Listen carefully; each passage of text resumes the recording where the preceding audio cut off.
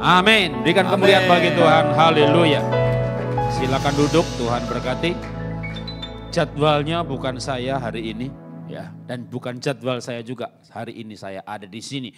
Harusnya saya ada di Kalimantan, ya. Tapi mereka menghubungin saya, Pak, bisa enggak Bapak digeser ke awal tahun depan, gitu ya. Ya bisa saja, ya kan. Lalu saya bingung juga kalau nganggur, ya, kemana ini? Lalu saya ingat ke sini yang terakhir, Pak Gembala bilang, Pak kapan bisa ke Batam lagi gitu ya. Nah saya itu udah kosongkan ke Kalimantan tuh dari Jumat sampai Kamis. Karena rencana mau Balikpapan, Samarinda, muter-muter gitu ya. Begitu kosongnya beberapa hari, udah dah. Namanya orang punya cucu ya. Cucu itu emang bener sih, dulu gak punya, gak tahu rasanya gitu ya. Cucu saya itu di Singapura gitu ya. Dan setiap hari bisa 2-3 kali ditelepon sama si cucu yang baru 1,5 tahun itu. Jadi dia bilang sama mamahnya sambil tunjuk HP, Oma gitu ya. Itu minta telepon kami, udah langsung bilang sama istri, udah kita ke Singapura aja gitu ya kan. Jumat, Sabtu, Minggu, Senin, Selasa, Rabu, lama juga gitu ya. Lalu minggunya kemana? Aku ingat Bapak. Ya, Pak, kalau memang jadwalnya memungkinkan saya bisa ke Batam gitu ya. Oke, nah apa tema kita hari ini? 2 Timotius 1 ayat 14 itu yang di WA oleh Ibu Vivin dari Medan karena minggu lalu ke rayon ini juga yaitu di Tebing Tinggi. Maka temanya sama ya, minggu lalu satu hampir saja bisa hadir di pernikahannya Pak Bambang. Hampir, kenapa? Sabtunya saya ke Medan, ya ke rumah persembahan cabang TOD gitu ya. Lalu minggunya Tebing Tinggi, tapi Jumatnya saya masih di Papua. Saya bilang Pak Bambang, Pak saya nggak bisa hadir nih, tapi besok saya ke Medan. Ya maka temanya sama ya, 2 Timotius 1:14. Kita baca bersama-sama 1, 2, 3. Peliharalah harta yang indah yang telah dipercayakannya kepada kita oleh Kristus yang diam di dalam kita. Apa itu harta yang indah? Yaitu kasih karunia. Harta yang Roh Kudus berikan yaitu kepastian keselamatan. Nah kasih karunia, kepastian keselamatan itu gratis, bukan berarti murah. Oke saya cerita ya. Belum lama ini saya ke Bandung camp kesehatan. Memang saya 2 bulan sekali bikin camp kesehatan. Yang datang lintas agama. Ya, yang datang tuh kebanyakan yang udah parah-parah gitu. Kanker ada tuh 4, ginjal udah dicuci gitu ya. Dan kita mengajarkan bagaimana sehat lepas dari sakit penyakit. Kesembuhan alternatif lewat olah nafas, olah hati, olah pikir, percaya Tuhan dan seterusnya. Nah dalam camp itu pinggirnya sungai, lokasi campnya. Jadi saya lihat, ada pohon jambu ya, itu wah memang pohonnya tuh ke arah sungai begitu ya. Udah saya panjat aja, itu jambu matang pohon ya kan. Nah waktu metik jambu itu sendal saya jatuh ke sungai. Sungainya ada ya berarus gitu, saya kejar itu sendal ya kan, tak kejar. Akhirnya wadi kalau gak makin jauh nih, saya terjun ke sungai gitu dah. Dan kaki saya bukan kena air, batu. Duak, saya jatuh. Ini tumit kena batu. Kan sendalnya udah kabur. Yang satu saya lempar ke sana, lalu saya kejar. Jadi ya tanpa alas kaki kena batu. Dah. Kelihatan sendalnya masih muter-muter di pusaran, saya ambil, saya merangkak ke atas. Lalu duduk di kursi, nggak bisa berdiri. Aduh itu malamnya tidur aja mau ke kamar mandi tuh ngesot, merangkak. Terus besoknya pakai tongkat. Aduh. Nah orang pada tanya, Pak kenapa sendalnya dikejar? Iya kan, sendalnya dikejar ya kan. Itu sendal pemberian orang, saudara, gratis saudara. Saya diundang sama pengusaha ke tokonya dia di Plaza Senayan ya kan. Dikasih 4 pasang. Ya sendalnya, sepatunya segala macam gitu ya. Pulang dari toko istri saya googling ya kan. Saya bilang yang ini mahal loh. Sepatunya 4 juta, sendalnya 2 juta gitu. Jadi tuh sendal itu gratis saya diberikan. Tapi yang punya toko tuh menarik. Pak ini toko kami. Jadi walaupun punya toko saya sendiri, untuk bawa barangnya keluar, dia enter data, dia enter invoice, masukkan ke penjualan, jadi yang punya tuh bayarin. Kalau enggak kan stoknya kacau dong, stoknya toko. Iya kan? Jadi secara pembukuan tetap harus dibeli. Kita dulu kemarin kita nggak tengok harganya, tapi pulang dari toko itu istri saya googling, ini sendalnya 2 juta gitu. Kalau itu sendal jepit saudara. ke sungai, ya biarin aja. Ya, sendal 20.000 ya. Ini 2 juta ini, 2 juta ini. Walaupun diberi gratis. Tapi itu harganya mahal. Saya menghargai sendal itu. Apalagi kalau kali ini ketemu sama yang beri, sendalnya mana? Hilang. Itu yang memberi bisa kacau itu saudara ya. Gimana nih Pak Jarod gak ngerti harganya apa yang ku beri gitu kan. Keselamatan kita gak bayar kawan. Keselamatan kita gak bayar. Tapi ada yang sudah membayarnya. Dia dihajar, dia dicambuk, dia diludahi, dia berdarah-darah. Untuk memberi kita keselamatan. Maka kalau kita mengerti nilai dari kasih karunia yang kita tidak bayar. Tapi nilainya ini gede, nilainya besar ini. Ada tak bela-belain dah. Kejar itu, terjun itu. Maka saya memelihara keselamatan yang saya dapatkan tanpa saya harus bayar. Karena saya tahu persis ada orang yang membayarnya. Kenapa sih Tuhan tinggal bersabda aja kan dosanya diampuni. Ya sama juga itu pemilik toko kan tinggal bilang sama yang jaga, aku ambil ya. Nah bisa begitu. Ini toko punya dia, tetap harus ada hitungan stoknya. Yang berdosa manusia, yang dihukum manusia. Maka Allah menjadi manusia, hukumnya jelas. Maka kita menghargai yang namanya kasih karunia. 2 Korintus 12 ayat 9. Tetapi jawab Tuhan kepadaku, cukuplah kasih karuniaku bagimu. Sebab justru dalam kelemahanlah kuasaku menjadi sempurna. Sebab itu terlebih suka aku bermegah atas kelemahanku supaya kuasa Kristus turun menaungi aku. Nah, hati-hati dengan ayat ini. Beberapa orang salah pengertian. Dalam kelemahanku kuasa Tuhan sempurna. Maka beberapa orang, Tuhan pakai saya walaupun saya selingkuh. Tuhan pakai saya walaupun saya berdosa. Tuhan tetap pakai saya walaupun saya suka nonton film porno. Ini benar kuasa Tuhan yang bekerja dalam aku. Aku tuh gak layak tapi Tuhan layakkan. Dan dia hidup di dalam dosa. Hati-hati. Salomo pernah seperti itu. Salomo pernah seperti itu.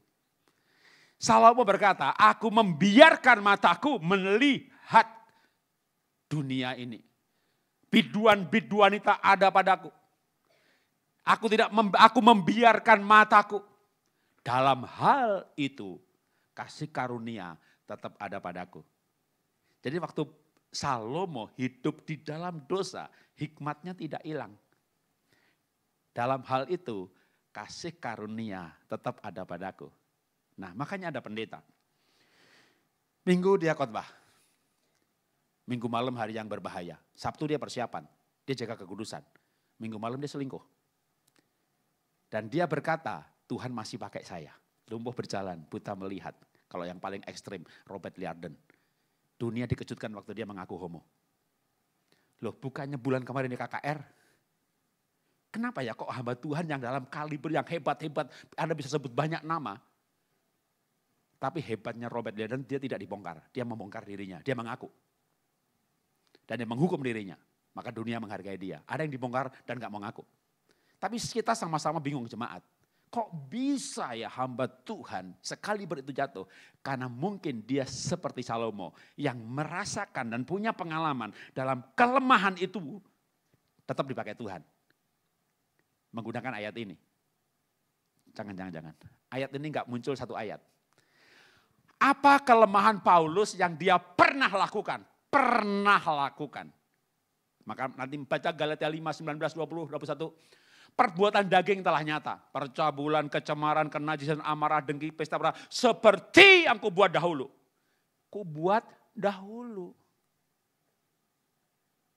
Roma pasal 7. Setiap kali aku pengen berbuat baik, yang tidak baik aku lakukan. Setiap kali aku pengen kudus, yang najis aku lakukan. Dan dia berkata, aku manusia celaka. Itu dahulu. Masuk dalam Roma pasal 8. Syukur kepada Allah oleh Yesus Kristus Tuhan kita. Roma pasal 8 berkata apa ayat 12-13. Oleh roh itu, kuasa roh itu, aku mematikan perbuatan daging. Lalu Paulus sampai pada kesadaran di mana dia ini sebenarnya tidak layak, najis, cemar. Lalu dikuduskan, lalu menjadi layak. Melihat ketidaklayakannya dahulu, maka sekarang dia rasul, itu kasih karunia. Tapi dia tidak hidup di dalam kecemarannya terus. Enggak. Maka Paulus berkata, aku melatih tubuhku. Seluruhnya, sepenuhnya. Aku melatih tubuhku. Jangan sampai aku memberitakan Injil lalu aku ditolak. Maka Paulus belajar menguasai diri dan hidup di dalam kekudusan. Sedangkan Salomo dia hidup di dalam dosa. Walaupun kenyataannya kasih karunia tetap ada padaku. Karena kasih karunia ini juga berarti begini. Kasih karunia itu sebenarnya bisa dibagi dua. Kasih karunia berupa kemampuan yang melekat. Hikmat misalnya. Hikmat itu bisa karunia hikmat. Anda ikut sel group, lama-lama mimpin sel group. Anda mulai melayani. Ditanya sama jemaat, Pak ayat ini artinya apa ya? Kita juga belum pernah baca ayat itu. Kita juga bingung dengan ayat itu. Tapi pas dibutuhkan, ditanya orang, kita jawab. Dan jawabannya pas. Lalu kita sebagai orang Kristen mula-mula yang saya dulu alami, jawaban saya benar gak ya? Tadi ditanya ngomong aja gitu kan. Kita bilang sama gembala atau upline kita, senior kita yang memuridkan kita. Pak aku tuh ditanya sama ayat ini. Ya aku jawab aja, jawabannya begini. Bener gak sih jawaban ini? Itu pendeta aja bisa terkagum atau terinspirasi. Wow, aku gak pernah mikir begitu, tapi itu bener banget. Itu hikmat. Itu perkataan yang Roh Kudus berikan saat kita harus berbicara apa. Dan dia berikan, itu namanya hikmat. Kita gak punya hikmat itu, karena kita belum pernah belajar sebelumnya ayat itu. Tapi kita ditanya, jawabannya pas banget, dia diberkati. Habis dia diberkati, kita bingung. Benar gak jawaban saya? Lalu kita cerita sama hamba Tuhan lain yang lebih senior. Dia pun diberkati dengan makna itu. Ini kasih karunia, ini namanya karunia hikmat. Ini karunia hikmat. Ada masalah di kantor, semuanya bingung. Lalu kita berpikir, kenapa gak begini ya? Bos kita berkata, kamu orang out of the box. Kamu orang yang berpikir yang berbeda, tapi itu solusinya. Kita belum pernah nangani masalah yang sama. Itu namanya hikmat. Itu hikmatnya Daniel, itu hikmatnya Yusuf. Itu hikmat. Nah, hikmat yang dari Tuhan bisa tersamar dengan hikmat kita sendiri. Anda belajar macam-macam, datanya kuat, analisanya kuat. Kita bingung mana hikmat Tuhan, mana hikmat sendiri. Nah waktu hidup dalam dosa, hikmat dari Tuhan udah gak jalan. Tapi kan kita punya kemampuan. Anda punya pengalaman bisnis luar biasa, jatuh bangun, banyak bidang Anda masuki. Trading pernah, pabrik pernah, ini semuanya pernah. Hikmat Anda pasti hebat. Tapi ini hikmat Tuhan atau sendiri. Nah itu kita bisa bingung. Maka hati-hati dengan ayat ini. Nah kasih karunia itu ada yang diberikannya karena karunia. Tapi ada yang saya lemah, tapi saya tahu betul ini kasih karunia. Makanya Paulus berkata, aku bermegah dalam kelemahanku. Itu konteks yang gimana tuh? Oke, saya juga bermegah dengan kelemahan saya. Saya orang sanguin, tukang ngoceh, tukang ngomong. Kalau ngomong lupa waktu, saya bisa khotbah 1 jam, 2 jam, 3 jam pun gak masalah. Energi saya gak ada habisnya kalau saya bicara. Tapi energi saya dengan cepat terkuras habis kalau saya harus nulis. Maka SMP, SMA, kuliah enggak pernah nulis. Kalau mau ulangan, kita cari orang melankolik, pinjem dong catatannya, aku fotokopi. Saya orang yang enggak bisa nulis. Ngomong bisa, ngoceh bisa, ceramah ayo, mendadak pun jadi, tema ditodong pun bisa. Tapi nulis itu pekerjaan berat sekali, termasuk juga merapikan barang itu berat sekali. Ngisi formulir itu kadang saya harus bikin appointment dengan diri saya sendiri. Ngisi formulir kedatangan arrival card gitu ya kan. Ngisi visa formulir. Itu saya harus tulis di agenda 2 hari lagi jam segini ngisi formulir. Kenapa? Saya persiapan hati, persiapan mental. Saya akan kosongan agenda untuk nulis. Karena itu menulis dan ngisi data itu berat, energinya banyak. Bicara gini gak ada energi saudara. Mau 7 kali ibadah. Kagak ada suara hilang, gak ada energinya. Nah maka saya itu, gak punya catatan, fotokopi iya. Terus saya orang miskin kan, gimana fotokopi? Kan kuliah dulu tuh banyak tugas fotokopi. Teman-teman, siapa mau fotokopi? Tak kopiin gitu ya. Cari 9 orang, kenapa? Ada tempat fotokopi, 9 orang fotokopi, yang satu gratis.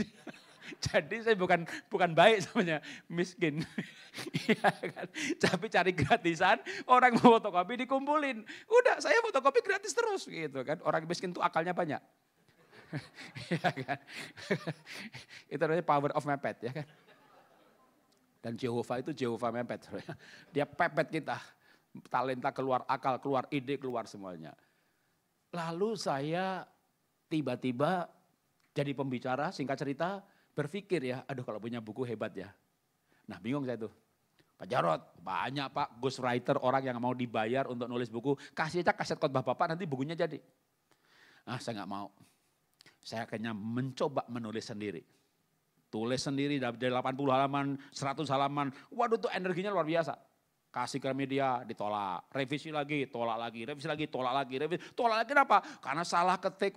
Karena orang-orang tuh ngomong, itu nulis, itu ini penting. Tanda serunya 5. Gitu. Nggak selesai tengah tata bahasa. Karena mau nunjukkan pentingnya, tanda serunya banyak. Emosinya masuk. Aduh.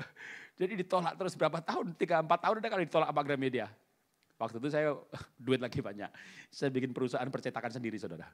Saya bikin perusahaan penerbitan sendiri, tak cetak sendiri. Bukan percetakan ya penerbitan, jadi nyetak sama orang lain. Tapi izin penerbitan punya. Sampai sekarang masih ada, akhirnya untuk nerbitin buku anak-anak. Karena apa? Nulisnya jelek terus.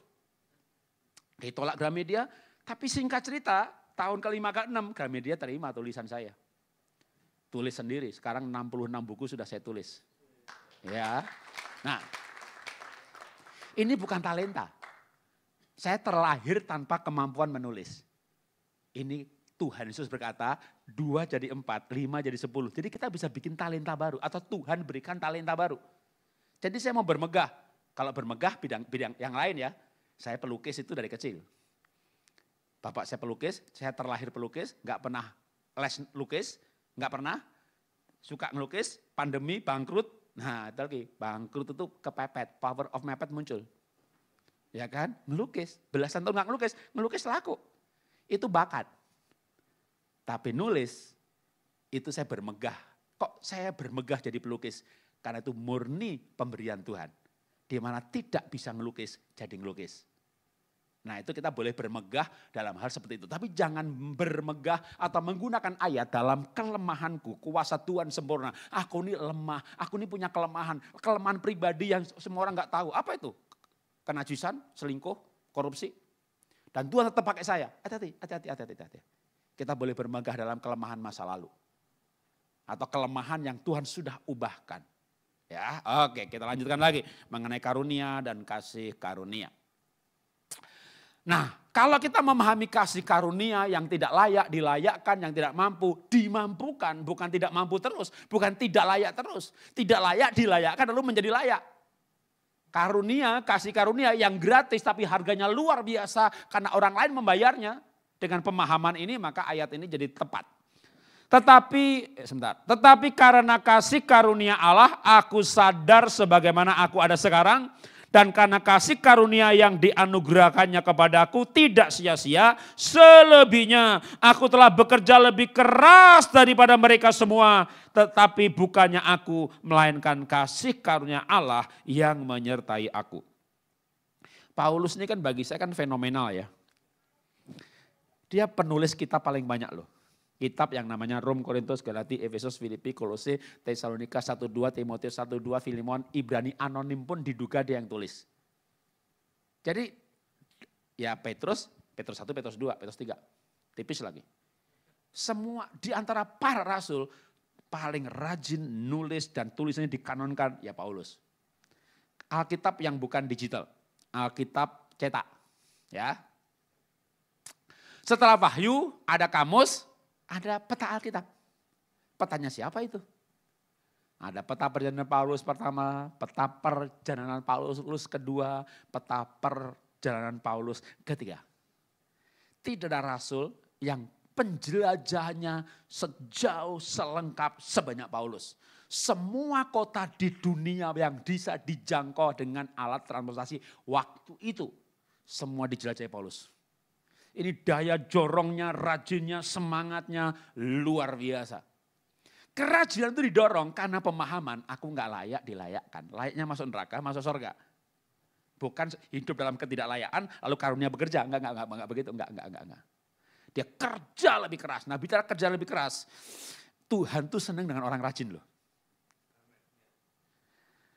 Tuhan pakai Yusuf bukan saat dia anak manja papa mamah yang disayang papa mamahnya dijadikan budak dulu. Budak gak rajin dibunuh loh, mati loh, sembelih loh.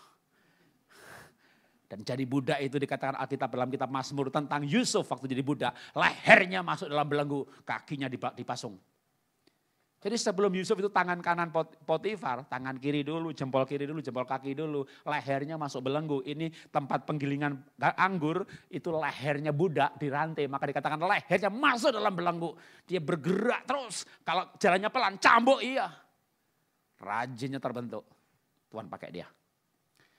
Musa dipakai Tuhan, mohon maaf bukan saya anti pujian penyembahan. Emangnya dia lagi enak-enak duduk dalam hadirat Tuhan, menikmati Tuhan. Tuhan panggil Musa waktu sedang mengembalakan domba. Yang fantastis adalah Tuhan pakai Elisa. Elia panggil, melayani. Elisa sedang duduk merenungkan nasib. Enggak. Sedang merenungkan Alkitab siang dan malam. Enggak. Dia membaca dengan 12 pasang lembu. Jadi 6 pasang, 12 lembu, 6 pasang lembu. Manusia lain itu bajak itu ya 1 pasang lembu. Lembu kiri, lembu kanan, ada kayu, ada tali. Dia pakai 6 pasang loh. Itu hanya orang multi talent, multitasking, orang yang kerja. Maunya kerja cepat, hasilnya banyak. Bisa menggarap lain dari 10 hektar, dia 20 hektar. Dia pakai 6 pasang, tali. Wah itu orang yang tangkas. Tuhan pakai orang-orang yang sibuk bekerja. Saya ditanya sama orang lain, gereja lain, sinode lain. Pak apa rahasianya Pak? GB ini kok di mana-mana berkembang? Saya bilang, di sinodemu lihat itu gembala-gembalanya, daftar namanya. Lihat gelar depannya atau belakangnya. MTH, STH, semuanya adalah sekolah lulusan teologi. Yang sibuk duduk di hadapan Tuhan, merenungkan firman Tuhan, puji menyembah Tuhan. Lihat GBI, depannya insinyur, dokter.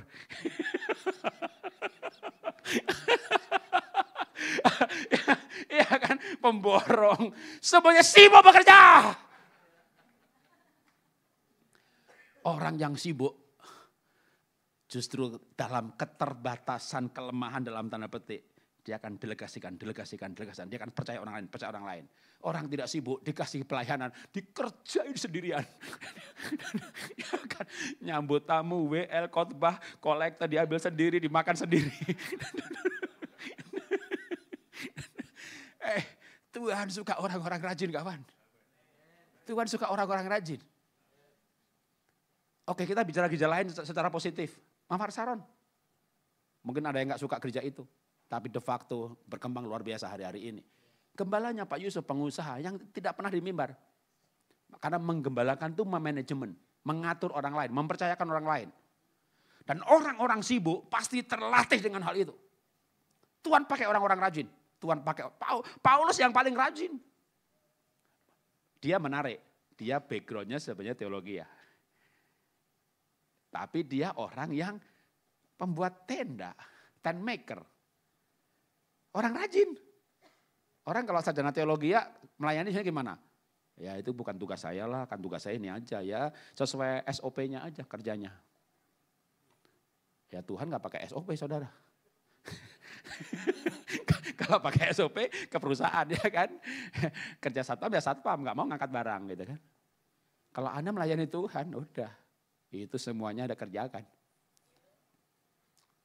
Ada saatnya tentu kita akan pada level tertentu yang mengerjakan hal-hal tertentu saja.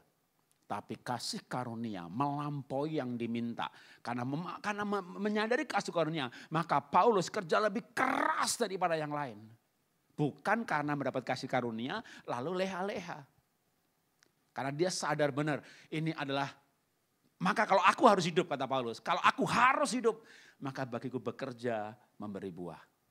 Tuhan pakai orang-orang rajin. Jadi silahkan saudara memilih untuk jadi rajin. Rajin itu pangkal kaya. Bukan pinter pangkal kaya. Pinter tapi malas ya gak kaya-kaya. Kita bekerja lebih keras daripada yang lain. Kita sibuk. Ya, kalau kita sibuk, kita nggak sempat lihat film porno, saudara. Kita nggak sempat gosip orang lain. Kita nggak sempat gosip gereja lain. Ketemu yang ngomongin gereja lain terus, itu tanda pendeta nganggur, saudara. Apa Tuhan nganggur? Makanya sibuk.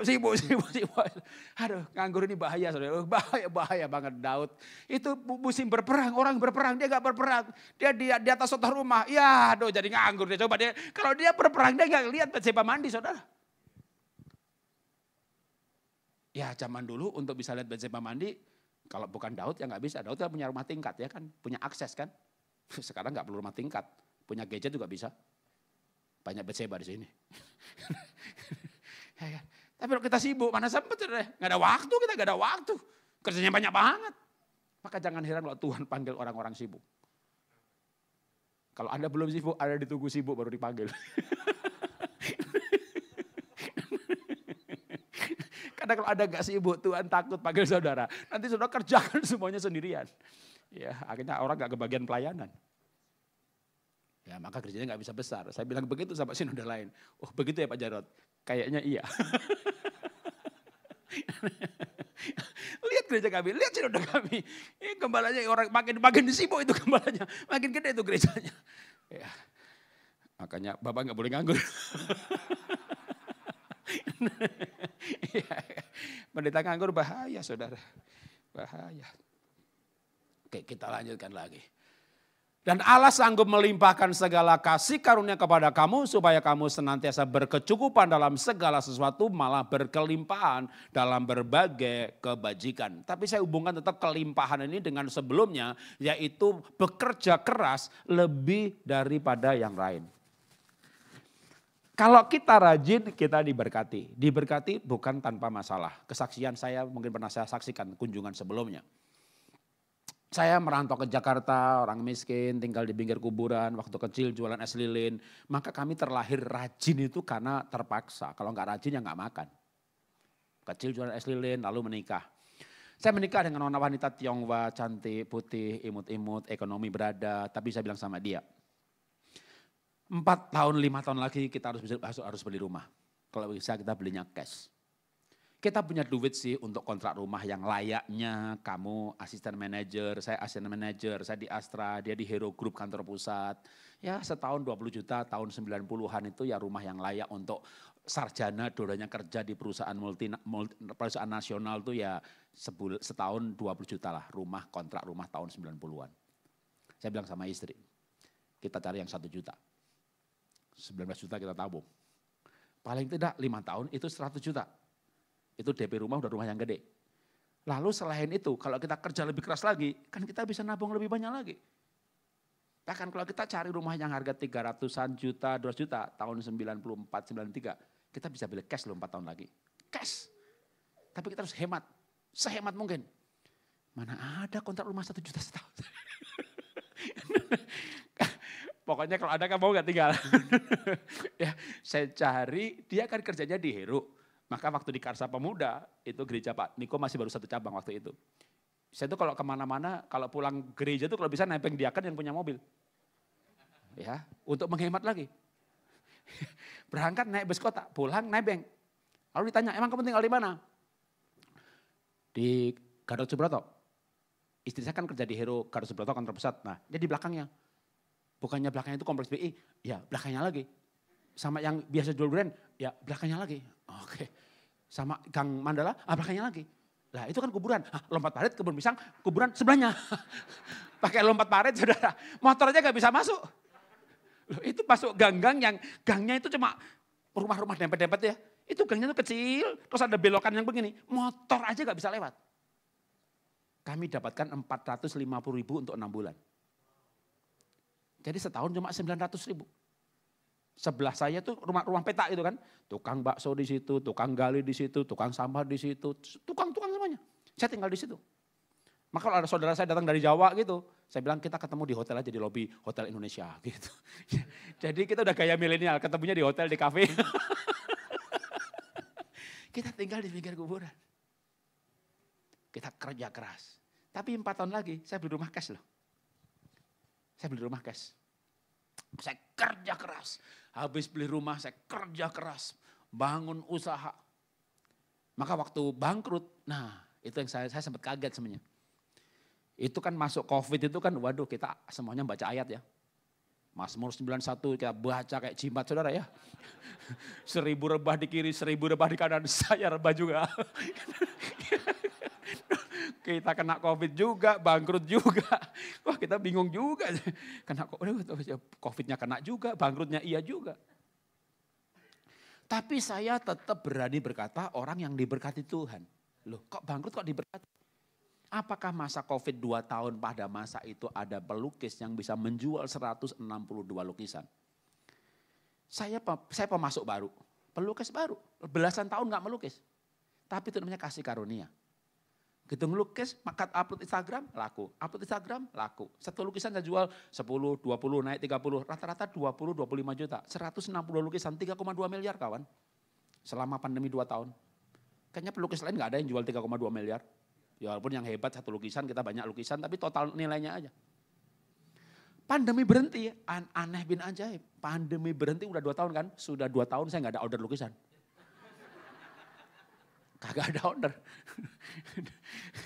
Jadi anak-anak mulai anak saya di Singapura dulunya diberkati. Sebelum melukis pun mereka menawarkan kalau papa butuh bantuan minta rekeningnya, kita nggak pernah kirim. Enggak. Selama papa hidup mama hidup. Selama papa hidup mama hidup ngelukis gitu ya. Begitu lukisan order berhenti.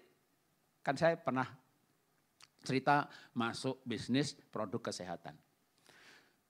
Masuk bulan ke-7 ke-8 itu ownernya orang Malaysia tinggal di Jakarta ngajak kita makan malam. Pak 25 tahun perusahaan kami di Indonesia. Crown Director itu biasanya orang 3-4 tahun. Bapak 6 bulan tercepat dalam sejarah perusahaan kami.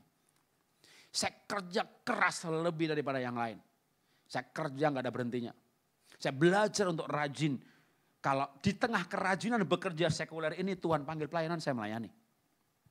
Tapi saya tahu benar bahwa Tuhan itu suka orang rajin. Kalau kita rajin, bukan nggak ada masalah. Saya bangkrut juga. Saya pikir udah mulai menikmati loh jadi pelukis tuh. Enak juga ya, Senin Jumat ngelukis, Sabtu Minggu pelayanan. Hobiku ngelukis, orang lain hobinya main golf. Untuk hobi tadi dia bayar sekian juta 1 bulan, aku dibayar. Jadi saya udah mulai menikmati. Ternyata 2 tahun berhenti order. Saya udah mikir nih, saya udah mikir sebenarnya. Udah mikir jadi pelukis enak juga. Wih khotbah ke Betani, ketemu Gembala Betani, Nginden kan gede banget gerejanya, Pak Aswin. Dia pelukis juga. Pak, Bapak jangan jual lukisan 30 juta Pak. Pak Jarod muncul di televisi, pembicara nasional, orang maulah 200 juta. Lukisannya Pak Jarod tuh Pak, Bapak setahun, jangan sebulan 5 lukisan Pak, Bapak pabrik Pak. Setahun 5 lukisan aja, tapi satu lukisan 300-400 juta Pak. Duitnya sama Pak. Moodnya bagus ngelukis, moodnya bagus ngelukis. Aduh Pak. Aku nih ngelukis gak pakai mood Pak, aku pedagang Pak. Dapat order 20 juta, moodnya naik Pak. Ngelukis pakai mood. Tagihan gak pakai mood kawan. Tagihan tuh gak ada moodnya. Anda dapat tagihan, belum mood bayar nih.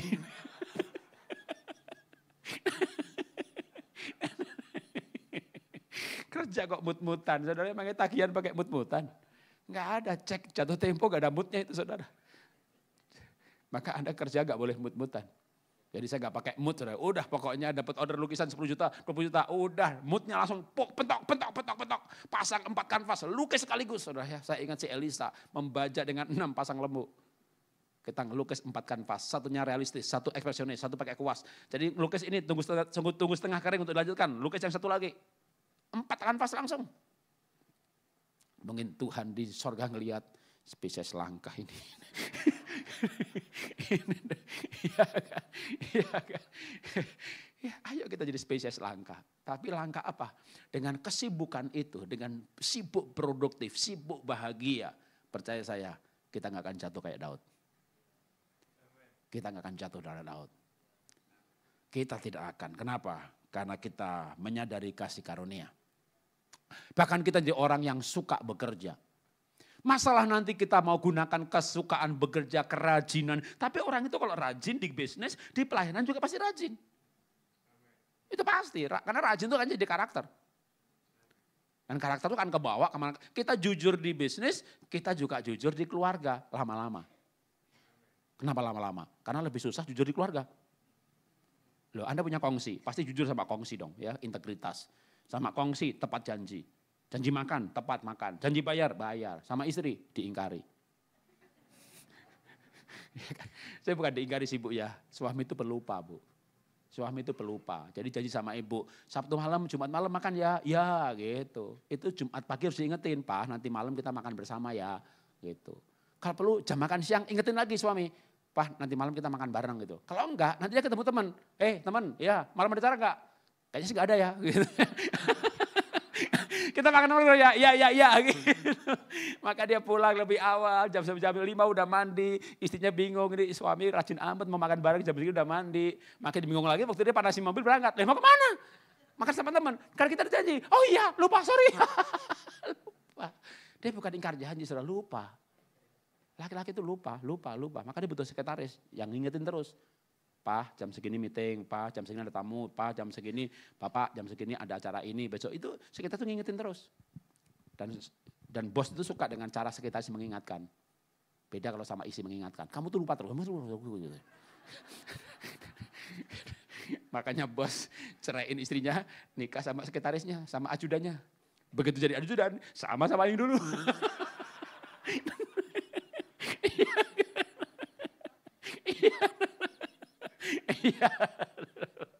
Ya ajudan taat lah namanya ajudan. Taat, hormat, nurut ya kan ajudan digaji ya kan. Istri gaji kagak suruh nurut. Ya bener aja Pak, Bapak gaji enggak gitu ya. Ya jadilah yang lebih baik lagi. Ya. Yang lebih baik daripada apa? Ya saya di rumah punya piaraan. Ada ayam, ada angsa. Raja Wali enggak punya tapi tahu cerita Raja Wali. Tapi Raja Wali itu mirip sama angsa. Angsa itu kenapa kalau orang nikah-nikah itu ya, itu hiasannya angsa loh. Saya punya angsa sepasang, lalu betinanya lagi ngerem. Kan ngeremnya lama tuh 2 minggu, 3 minggu lebih ya angsa. Loh kasihan jantannya kan, 3 minggu gak seks dia. Jadi supaya dia bahagia, saya beli betina baru. Bukan dikawinin, disosorin saudara.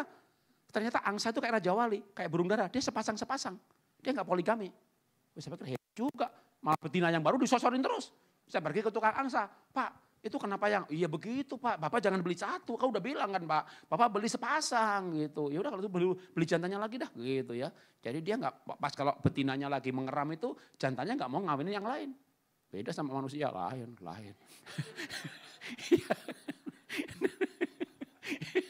Istri lagi hamil, selingkuh dia gitu ya kan.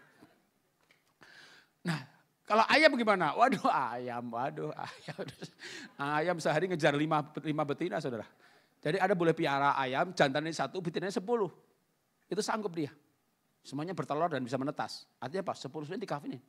Tapi ayam tuh masih mending. Perhatiin ya saya piara ayam ya. Kalau dia mau kawinin betinanya, itu jantannya tuh ngasih makan dulu. Dia kasih makan dulu betinanya. Betinanya makan, dikawin gitu. Minimal kasih makan. Duh, banyak ibu-ibu jengkel ya. Ngasih makan kagak. Ngawin iya. Aduh, ayam aja masih ngasih makan. Makanya enggak ada lagu bagai ayam jantan gitu enggak ada. Di gereja tuh lagunya bagai Raja Wali. Raja Wali menarik. Untuk ibu-ibu kemarin saya khotbah di Jakarta kaum ibu. Saya berikan nama woman, judulnya Woman Eagle. Karena ternyata Raja Wali betina sayapnya lebih lebar. Terbang lebih jauh. Ngangkat lebih berat. Jadi kalau misalnya yang jantan itu bisa berburu kelinci, dia bisa berburu anak kijang yang betina. Kerja lebih keras. Ya, kerja lebih keras, terbang lebih jauh, ngangkat lebih berat. Jadi ibu-ibu harusnya juga kalau Kristen Raja Wali gitu ya kerja keras. Ya kan? Berburu cari buruan, cari makan. Jadi boleh, wanita bekerja boleh. Amsal 31 kan wanita bekerja. Nah bedanya kalau Raja Wali betina berburu, Raja Wali jantan tuh jagai sarang, jagai anaknya. Bukan kayak ayam, cari betina yang lain. Udah, aduh, emang menarik juga ke dunia binatang. Tapi binatang manusia, binatang-binatang yang diagungkan itu binatang yang rajin loh. Pelanduk yang rajin, semut yang rajin, Raja Wali yang rajin, yang setia. Maka kita belajar rajin, kita belajar setia. Dan pemahaman itu akan, atau karakter itu akan makin muncul dengan sejalannya pemahaman kasih karunia. Bahwa kita dilayakkan melayani, kita dilayakkan masuk surga. Maka kita mau hidup dalam kasih karunia untuk menguasai diri, menjaga kekudusan. Bukan seperti Salomo yang hidup tidak dalam kekudusan dan berkata dalam hal itu kasih karunia tetap ada padaku. Karena kadang-kadang atau terjadi di mana memang kuasa Tuhan yang bekerja, betul. Tapi kalau kuasa Tuhan bekerja bukan berarti orang itu benar. Hamba Tuhan dipakai Tuhan luar biasa. Tapi kan bisa hamba Tuhan itu enggak benar. Contoh di Perjanjian Lama yang paling jelas. Yonatan pergi berperang dan mengalahkan musuhnya. Tuhan pakai luar biasa. Lalu dalam peperangan selanjutnya Saul waktu itu masih hidup benar di hadapan Tuhan. Kayak Daud kalau mau perang itu nanya Tuhan dulu. Dan Tuhan menjawab lewat nabi, lewat perkataan, lewat urim tumim. Musuhmu akan kalah, kejar dia atau jangan. Tapi waktu itu Tuhan gak bicara. Persis seperti Daud dengan Tuhan begitu, Saul sebelum dia roh Tuhan untur, dia hidup begitu. Dan dia tahu nih pasti ada yang gak benar nih di bangsa Israel ini. Kenapa Tuhan gak berbicara lagi? Lalu kan buang undi kan siapa yang salah? Jonatan yang salah. Karena Jonatan waktu itu tidak berpuasa seperti yang diharuskan ya bagi yang lain. Tapi dalam keadaan tidak berpuasa itu dia pergi berperang dan Tuhan pakai luar biasa. Tapi penghakiman benar salah waktu itu kayak zaman sekarang itu lempar uang itu loh. Perjanjian Lama Anda tahu Urim dan Tumim? Urim Tumim itu uang, gambar atau angka gitu loh. Urim atau Tumim. Jadi zaman dulu itu cari kehendak Tuhan bisa kayak judi. Lempar uang. Tapi aneh bin ajaib pokoknya yang ini oke, bangsa Israel benar, suku benar. Akhirnya tinggal keluarga Saul. Wah Saul kaget. Nah yang salah di keluargaku. Jonatan salah. Tuhan pakai Jonatan dan Tuhan berkata Jonatan salah. Jadi Tuhan tuh bisa pakai orang salah. Batu aja bisa dipakai. Kalau engkau gak memuji Tuhan, batu akan memuji Tuhan. Maka kita jangan mengukur kebenaran kita dari hasil pelayanan kita. Kalau ada orang bertobat karena khotbah saya, itu karena kuasa firman yang saya sampaikan. Sayanya benar apa tidak? Diukur saya hidup sesuai firman apa tidak. Dalam keadaan saya tidak sesuai firman, lalu saya jadi alat di mimbar. Orang bertobat karena firman dan Roh Kudus. Maka jangan menggunakan hasil pelayanan untuk mengukur, saya benar nih buktinya Tuhan pakai saya. Tuhan bisa pakai siapa saja. Makanya kalau kita memahami hal-hal seperti ini, Paulus tuh berkata dalam kelemahanku lah kuasa Tuhan, kelemahan yang kubuat dahulu. Bukan yang sekarang terus diperbuat. Paulus mengejar kesempurnaan, dia mengejar panggilan, padahal dia sudah dipanggil. Seolah-olah dia belum dipanggil, dia mengejar panggilan surgawi itu. Dan dia dengan demikian dia hidup dalam kasih karunia. Kita emang tidak sempurna, tapi kita mengejar kesempurnaan. Dengan demikian kita hidup namanya memelihara kasih karunia. Mari tunduk kepala kita berdoa. Bapa, kami belajar firman-Mu, prinsip firman-Mu, prinsip Engkau memakai kami, prinsip kasih karunia. Dan biarlah kami menjalaninya ya Tuhan. Sehingga kami melihat mujizat Tuhan. Kita melihat penyertaan Tuhan, kami akan melihat pekerjaan Tuhan di dalam hidup kami.